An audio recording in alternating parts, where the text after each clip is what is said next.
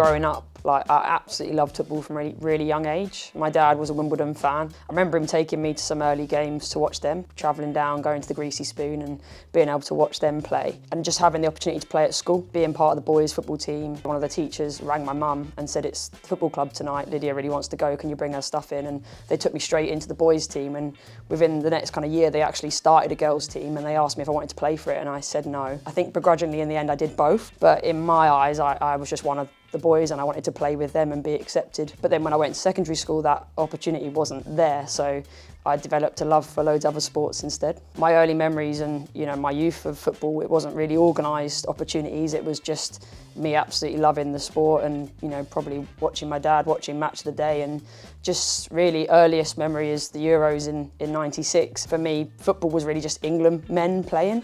And I had no real idea that there was like an England women's or any other opportunities for females. It was just men's football and watching what I could of that. I don't think I had any idea that that was an opportunity. I think it probably wasn't until I went to secondary school that I realised that it wasn't maybe normal that I played for the boys' team, and then I guess you fall up into a moment of conforming to what opportunities there are there. But with my early love of football, I knew at least that I loved sport. Growing up, my family were part of a church. My dad's a church pastor. I ended up kayaking because one of the other boys at church, his parents took him to a kayaking session on a Saturday, and so suddenly it was kind of easy to deposit both of us there. And so for most of my childhood, that was the sport that I took most seriously through teenage years. And I think that's probably where I didn't necessarily have an aspiration to play professional football. I saw that the main career option was to be a teacher and to be able to play sport every day. In my mind, if I was a teacher and I could teach PE, then I got to do what I loved to do all day, every day, and got paid to do it. I probably reflect back on it now more than knowing it at the time, but the impact that those key people have on you growing up. Lots of other people will talk about sports coaches outside of school, but for me, I had a PE teacher that joined when I was in year 9, and prior to that, I hadn't necessarily connected with the PE teachers as much, but she joined and she was a specialist in football. She played football and it became an instant role model. She suddenly took over the girls' football team at school away from the male teachers that were doing it, and there was like an instant connection and a role model that I wanted to aspire to be. So I left school knowing I wanted to become a PE teacher. If you fast forward the 4 years I was at Brunel, by the time I finished, I was coaching 5 nights a week, junior and senior, Saturday, Sunday games, and I had my B licence. So what started as a bit of a just fell into it became, by the time I graduated, I knew I was going to be a teacher, but I was enjoying coaching outside of teaching, and it was now how I manage to do both. When I reflect on life, like, there's pivotal people. If I don't meet the PE teacher in year 9, Miss Lee, who makes me want to go on that career, I don't go to Brunel. If I don't turn up to the women's football, I don't meet Stuart Hunt, and I don't get the opportunity to go and coach. And it was coaching for him that meant that I got my level 1 and 2 pretty quickly. My uni was really close to Barnet Ladies. Lots of people were going there, so I went there. And again, in terms of people, fell in contact with Tracy Kevins, who was at the time an A-licence female coach who was assisting England teams, as well as a college teacher and running a women's team. So I fell in front of another really aspiring role model for me, or inspiring, role model, who I kind of then went, I kind of want to be you. You get to teach, you get to coach internationally, and you're running a women's team. So playing for her, again, like, this is the story of my playing career. It probably took 18 months before she was like, you might be better off helping me coach rather than taking your playing career really seriously. I loved the experience of being on that teaching degree at Brunel because every year you did something. By your 4th year, I was at a school in Reading, for a whole term teaching and getting that experience. But because it was like points of the year where you'd go out and teach more regularly, there was a large amount of time where most of my peers were going out and enjoying their free time, and I was like, right, I'm going to coach in the evenings and coach at the weekend. Very quickly, that just became my outlet for real enjoyment. It wasn't, I got a massive buzz out of doing it, and there's a real difference between coaching and teaching in the sense of, like, some of the schoolwork and the stuff you're doing with kids in school, like, they have to be there. Whereas a lot of what you're doing in a football coaching perspective with players that want to be there looks and feels different. So they both had a place in my journey and have helped me in different ways, but I got my real buzz out of seeing good players get better in a coaching environment. I just have to click and remember that I'm being paid now as a full-time employee to do something that I would have juggled 20,000 ways to try and make happen 10 years ago. So yeah, I'm so lucky, but it's always been a balancing act. So many family occasions that were missed because, you know, weddings or christenings or whatever it might be, because for me, it was like Lydia's going to put football first, and I think everyone kind of understood that. Like, I'm so lucky to have a family that completely supports what I do. When I became manager at Leicester, my dad had retired from being a church pastor less than 6 months before, and they live on the south coast. They didn't miss one home or away game in the 12 months that I was manager. And then when I went to Arsenal and I was an assistant, so technically I'm not even really stood there. There's not a lot to watch as your parents. They were still at every Arsenal game. I've got unbelievable family support, and I've never felt like anyone's been like, you know, annoyed that I might have prioritised football along the way. But it's nice now to be in a situation as you get older where you can see that journey and recognise it, but actually I don't have to balance as much now as I did back then. My initial role was to oversee the East of England as I think it was called a technical talent coach back then. The main part of my job was develop the best players in the East of England and try and, you know, even from like the bottom of the game, like at grassroots, help them into the start of their youth journey. But the carrot, the reason for saying yes and moving my whole life to St Neots in the East of England was you got to be an assistant with an England team as part of your job. So now I don't have to balance or try and skip days from work to go and do that. It's just part and parcel of my job, but my main job isn't that. I think what I'm grateful for with the 7 years I spent at the FA is that there's an unbelievable culture for learning and developing, and you get a lot of time to really like reflect on what you're doing and learn from unbelievably experienced coaches that are already part of that pathway. It's coaches like Mo Marley, who, like, it would be fair to say that she's the most prolific youth coach that has worked for the Lionesses, and every senior player that now plays for our seniors was coached by her at some point. There will be no one that has had a bigger impact women's football from an England perspective than Mo Marley. But what I always say is, like, you then have to learn what's right for you. So, you know, 8 years ago I just wanted to be Mo. After a few years of being a head coach myself, you realise that actually we're different people, so what can I steal from her and take on my journey? As I kind of got further through that process, I think there was a few things I learned. I picked up an under-15s group of 2003 borns, and in my head was working towards an under-17s Euros, and got one day into our round 2 qualifiers to get to the finals, and COVID shut everything down, that like March time. And it made me realise that when you're working in an environment like that, where your actual real test as a coach only comes every 2 or 3 years, like, time's quite precious. And although I'd learnt loads in that time, it kind of made me think, actually, I think I need to be in an environment where I'm getting that pressure test more often. So the Leicester opportunity came about quite randomly, and it was Kay Cosington, literally, who's the head of kind of women's football at the FA, picking the phone up to me and saying, look, that they've been in contact. I think I ended up on a secondment or something. Like, it was a career break, maybe not a secondment, but like, and there was a set period of time, and if I'd have wanted to at the end of that season, I could have gone back to the FA in the June period and just walked away from Leicester. So that gave me the security to go, this is a great opportunity. If you join a club in the middle of the season, then you have what you have, and you have to work out quickly how you get to know those players and get the best out of them. I felt when I walked in that I'd probably play a few games in a back five, which is what they were currently playing, having not won any games. And then by Christmas, I'd work miracles and we'd be playing a 4-3-3, and it would be unbelievable. It's probably the best test of my coaching. What's right for this group of players? I might have played a 4-3-3 for 7 years, but this isn't what is right for them. That formation was a back five. When I went to Arsenal, it went back to a 4-3-3, but with some really talented players. Even in the season at Arsenal, we got injuries and changed to a 3-4-3 at one point. And now I work here, and the club's got a great philosophy around how we approach games based on who we're playing against. Formations are formations. It's the principles that you put out that are most important. But yeah, it was a great opportunity. When I went to Arsenal, everyone has an opinion on what move you're about to make, but as it kind of unfolded, which it came about quite last minute, one of their staff moved on, and so they picked up the phone and asked if I'd consider it. But when I first walked in, you get a little bit of that imposter syndrome.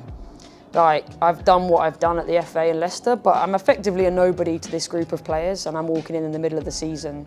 So I think it was a case of just try and build relationships as quickly as possible and try and use that freshness of someone coming in. I actually really enjoyed the change.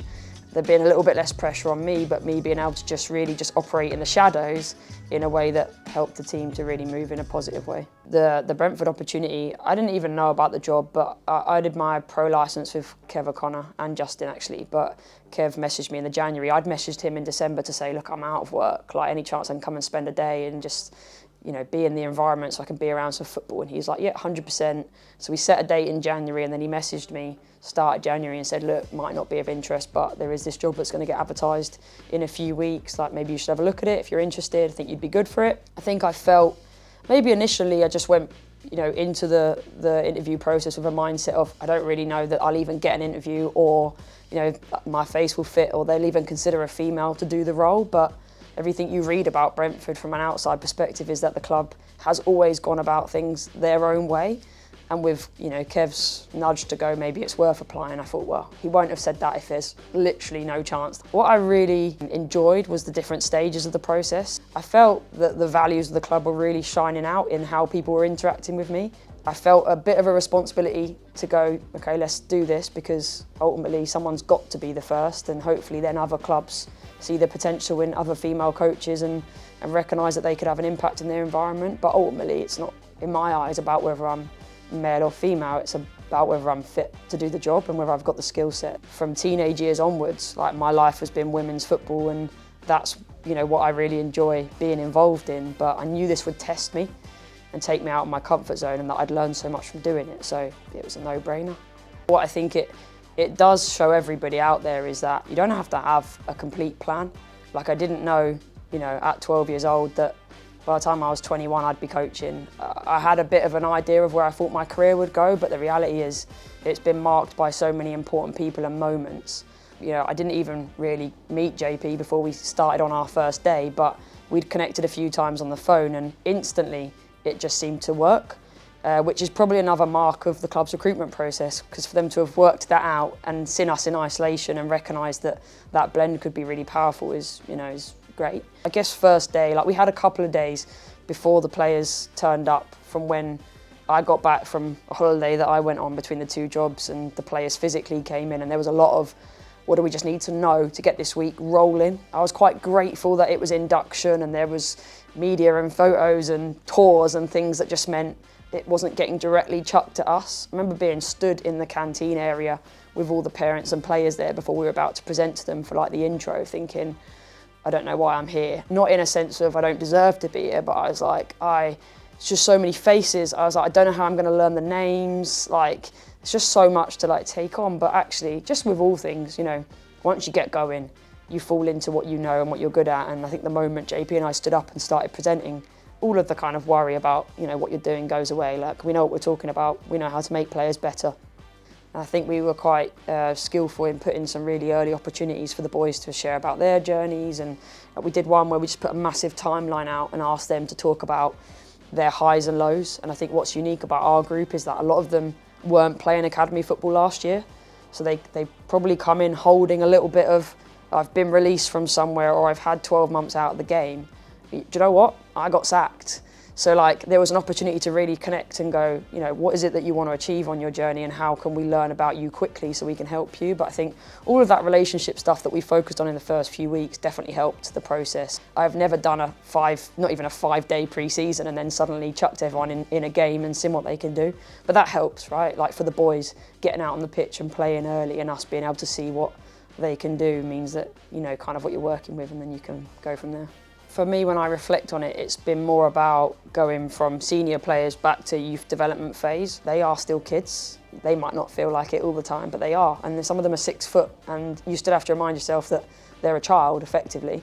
So how can we remember that every day when we're interacting with them? They might look like adults, but they're still learning, they're still growing, they're still developing. It's been a really exciting challenge to be part of, and I think from a club perspective, I've been made to feel really welcome, really valued as an individual member of staff, and it's been great just to have that support and be able to focus on the football. Like, Phil picked up the phone to me the day before I started, and I remember his message being like, there'd probably be a few teething things, you know, we've not had a female coach before, but like, if you need anything, just say. And I genuinely feel like that's, you know, been followed out in everything. So it's really allowed us to focus on the boys and making them better, rather than worrying about, you know, the press or whatever everyone else wants to say about it. I've visited, through my role with the FA, like, a number of club environments where, let's say, like Man City, for example, the women use the same canteen as the under-21s men.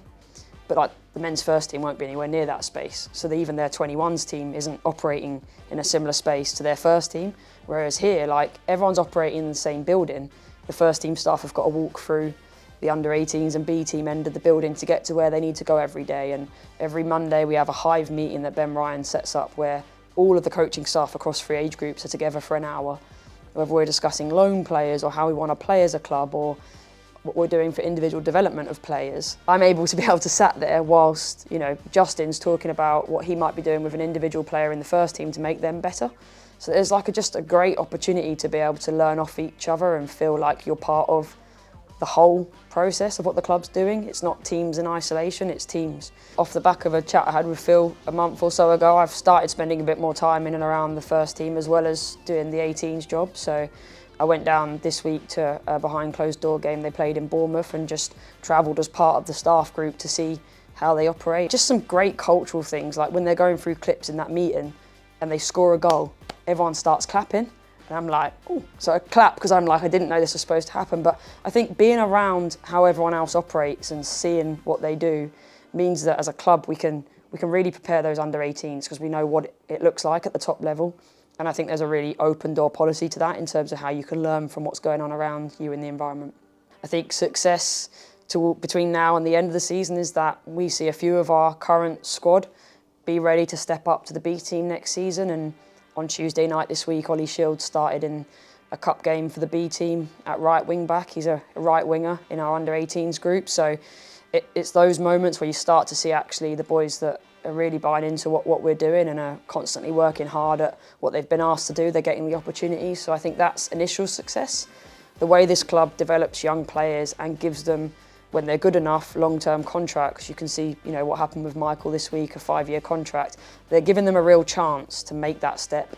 And so, yeah, I'll be incredibly proud in a few years' time to look back and hopefully see that press release for Michael this week be about one of the boys that we've worked with at under 18s. When I look back on my career so far, I haven't been able to plan many of those moments, you know, so I think the best thing is to focus on what you're doing at the time and do it to the best of your ability and then see what opportunities come as a result.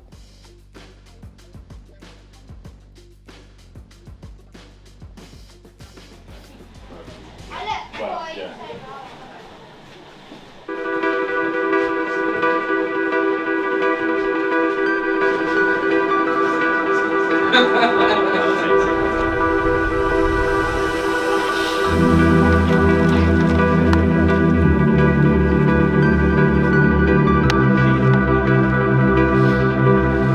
So we're here at Wheatsheaf Park ahead of the FA Youth Cup game against Spurs tonight.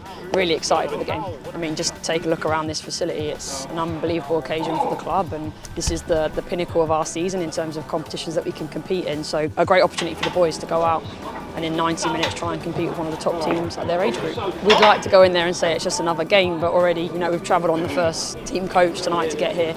We know that the crowd's going to be packed. I couldn't even get 2 tickets together in the stand when I tried to do it on Friday. So it's definitely going to be a great occasion and one that, as a coach, you know, everyone wants to be involved in. I think, you know, that's the message when the whistle goes.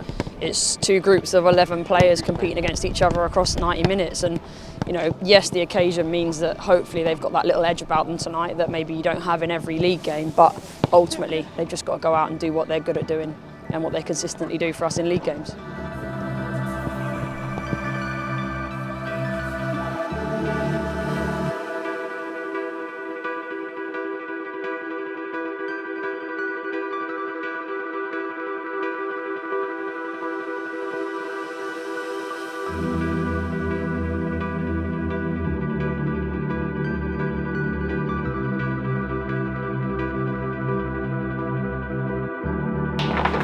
Come on.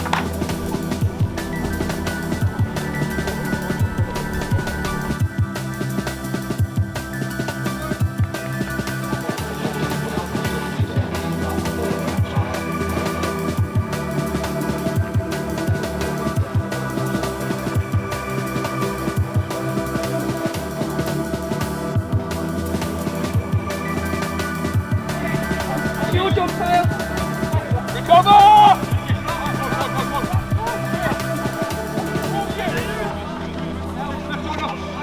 Do it!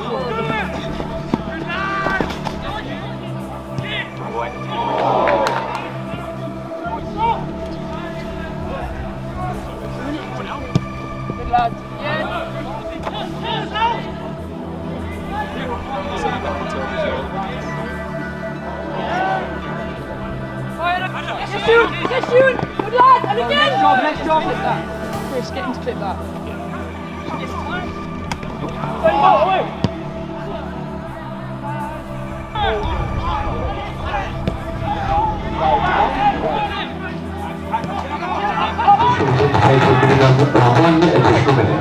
well done!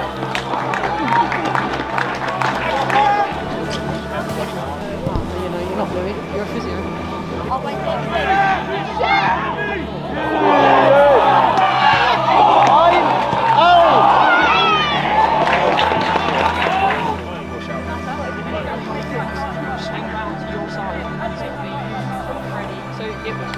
Same formation until Freddie comes on, yeah?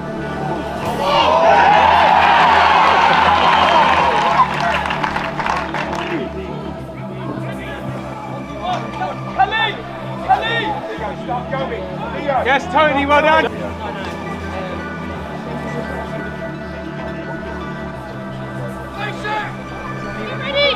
Yes, Pete. Step. Ready? Come on, keep ball. On his shield. I won the Tottenham Hotspur.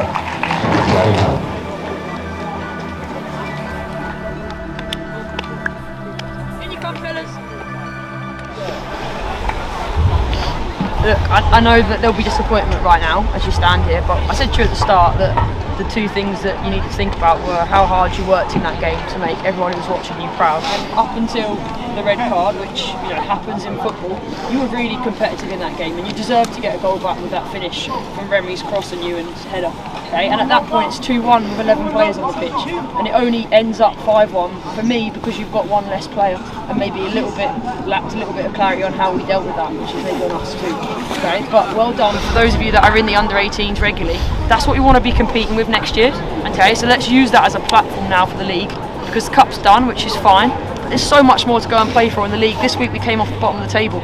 Okay, and if you win at the weekend against Gillingham, you climb to second to bottom. I know that sounds crazy to celebrate, but it only takes 3 or 4 more games that you win in January. Just make sure that we stick together. Very, very proud of what you've achieved. Make sure you go and obviously say hello to anybody that supported you tonight and you stick together as a group. No one's fault what happened tonight. Everyone collectively together.